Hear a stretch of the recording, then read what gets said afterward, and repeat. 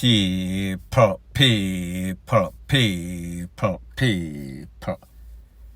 Que pasa, suck, say what they do. Welcome to Crime Time News, where the difference is in the meds. Call it news with a buzz.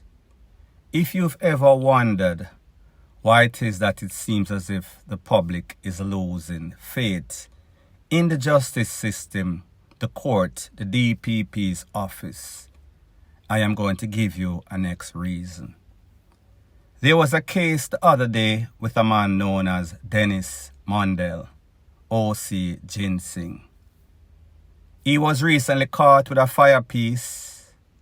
However, when he was sentenced, he was given 4 years and 3 months. So people say, wait a minute.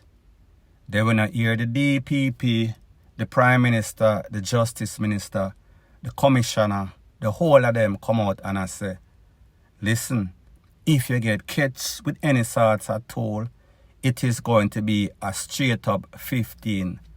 Don't pass go, don't collect $200. No sorts of sympathy. 15 years straight. This man got 4 years and 3 months, like I said. So obviously there was a public outrage because people want to know, I wish God this man here serve. I wish Obi man him have. I wish lawyer him have.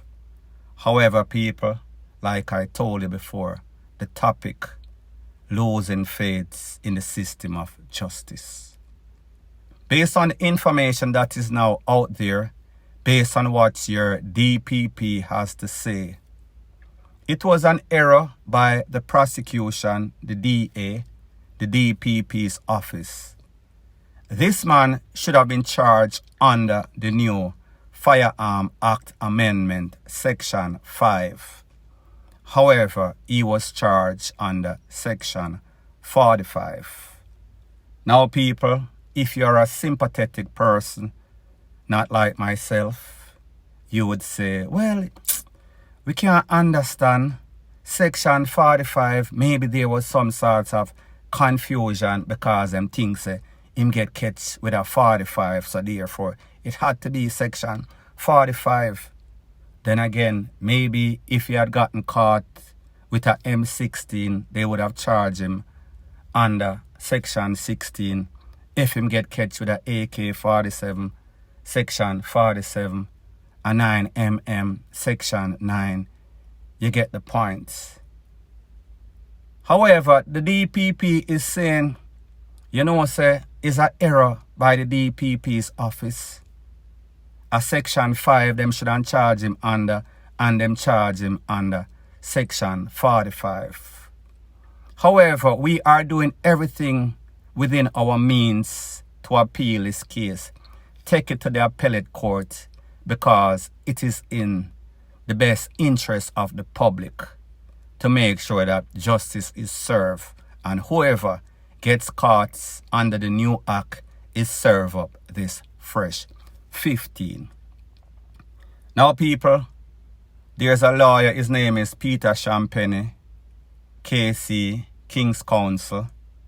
He had something to say about this whole thing.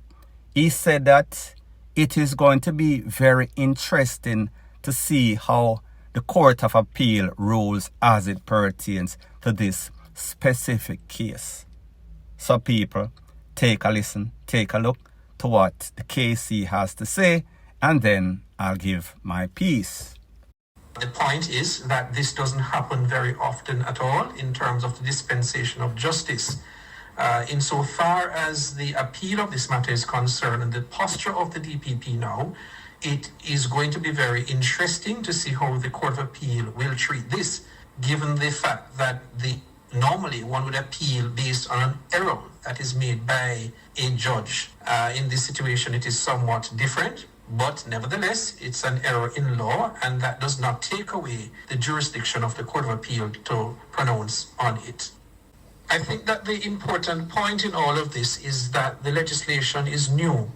And with all legislation that is new and complex, sometimes these things will arise And I think what is needed is a comprehensive exposure to the legislation for the public to understand the consequences of the new legislation. We need to get to that stage where it is clearly understood. Now, people, is it just me, or it seems as if whenever there's any sorts of thing happening in the courts, Peter Champagne is the spokesperson. Peter Champagne is the face of justice. It is kind of like when we say Jenny, or Miss Kitty, or what's her name, Miss Corel. It seems as if they are involved with everything as it pertains to entertainment. However, let's get back to the topic at hand. The lawyer says it is going to be very interesting to see how this plays out, because it is the era of the DPP, and of course he was trying to be politically correct and say that this does not really happen too often. However, people, the fact that it did, it is not supposed to happen. These people are supposed to be professional. These people are supposed to have the best interests of the people in Jamaica. He might make it very clear that this is the era of the DPP. This is not like average appeal wherein there is some sort of judge error. However, an error was made, so therefore the appellate court can rule as it pertains to that. So in closing, the lawyer said that there need to be some sorts of comprehensive approach. They need to go over the books, dot the I's, cross the T's, and make sure that this never happens again. However, to be human is to make error. But people, me just say, certain errors are not supposed to be made. But we've seen through history the reputation of the DPP's office. It seems as if they're always dropping the ball. Now, this is why I said that this should not have happened, because they had many opportunity to make sure say it was corrected. But it seems as if the whole system from A to Z fell asleep. Now remember, this man was arrested by a popo, we can assume. The popo never said to him when him hold on upon him, boy, dog, I go eat your supper because you get catch at the wrong time when the new firearm act come through. Even when that popo took the suspect to jail and I charge him, didn't he have some sorts of reference in some sorts of book for say, this is the amendment, this is the charge, this is the section? He had, or they had, countless dates when this person made several appearances in the court. So therefore, between the prosecution, the investigator, and the judge at the time, well, I'm not even going to blame the judge. Them never see say this man get arrested and charged under the wrong section of the act. And even when this man plea or went to trial, whatever the circumstance was, they did not realize that something was wrong. It actually took the suspect lawyer at the date of sentencing for say to the judge, Judge, you know, say a section 45, them charge him. He was not charged under section 5. So therefore, you have no choice but to go by the books. And people, that is exactly what the judge did. The moral of the story, like I said at the start of this video, this is the reason why persons such as myself and sensible Jamaicans have lost total faith in the court system, the justice system, because this case was not a high-profile case. So just imagine what is going to happen, or what will happen, or what have happened when it comes to this system, the DPP's office, when it comes to high-profile cases. They are like a set of babbling baboon for most of the time. They don't know, meaning the head don't know what the foot is doing. There is no sort of coordination, synchronized investigation. Now we see why the DPP's office, they are very hesitant when it comes to charging people with status, people with money, people with clout, high-profile cases. That is because they lack the confidence based on their recent history, based on their reputation, and what is even worse, they lack the competence. Just imagine if they are fumbling the ball like this on a basic GUN case. What is going to happen when they face the top lawyers of SSL culprits, crooks? I am speaking about the Croskeries.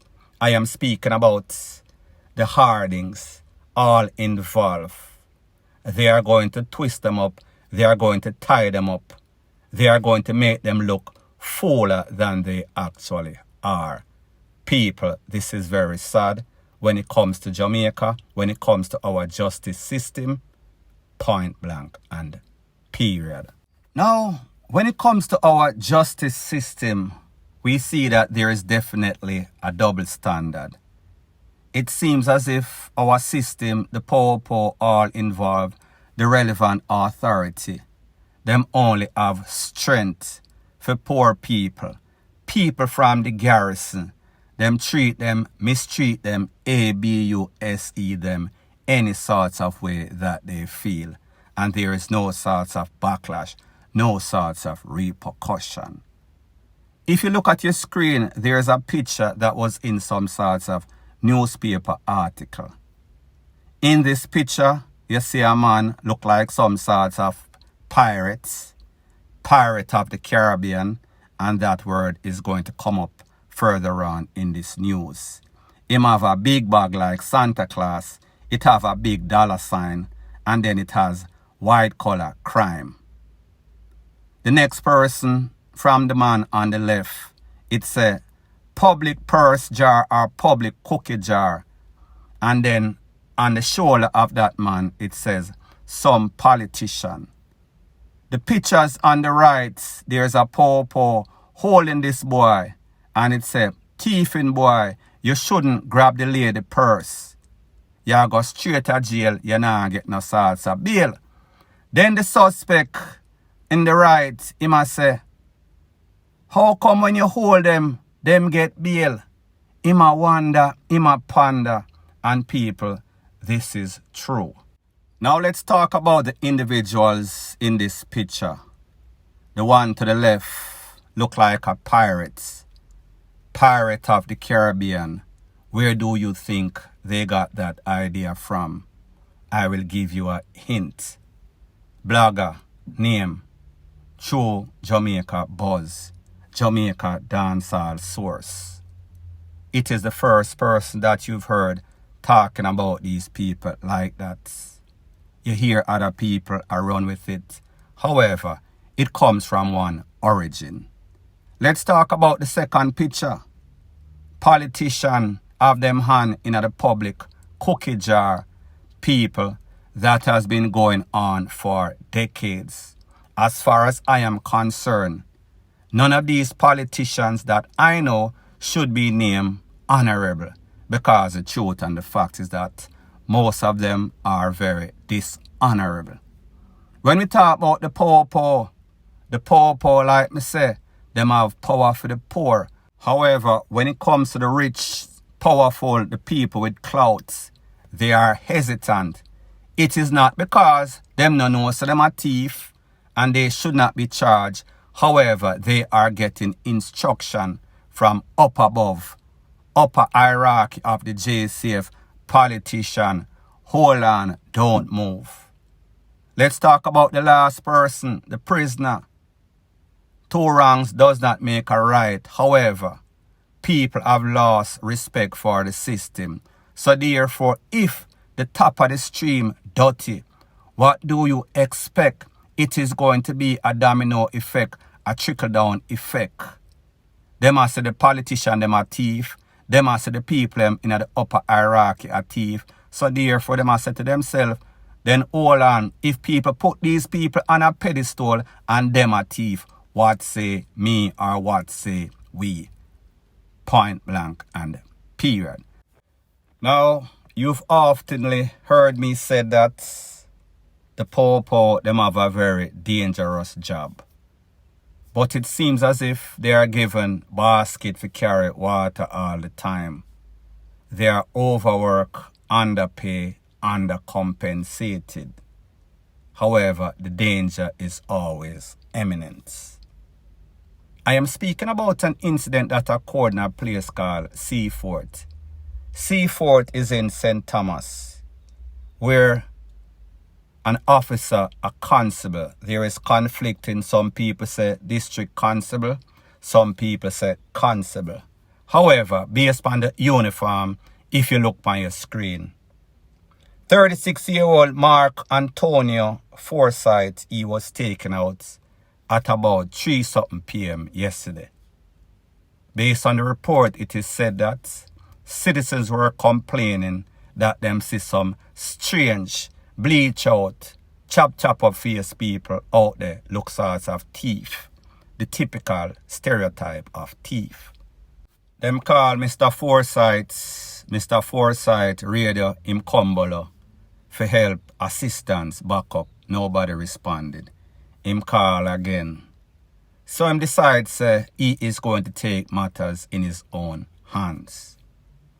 Based on what I heard, and I cannot validate or verify, him never have no salts at all.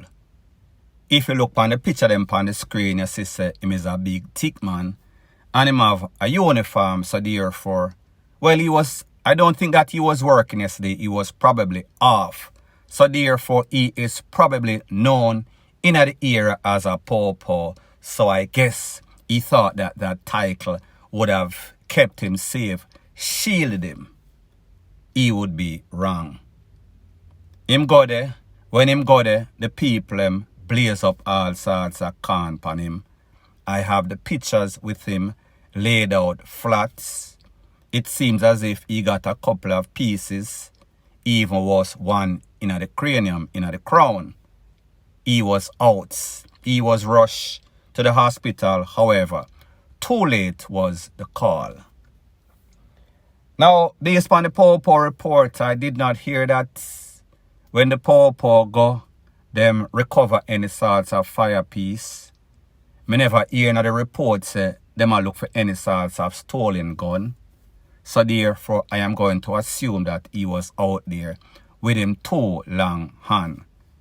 Now people, as an officer in any sort of respectable country, if you go out there and people know say you're pawpaw, they are going to more than likely stop.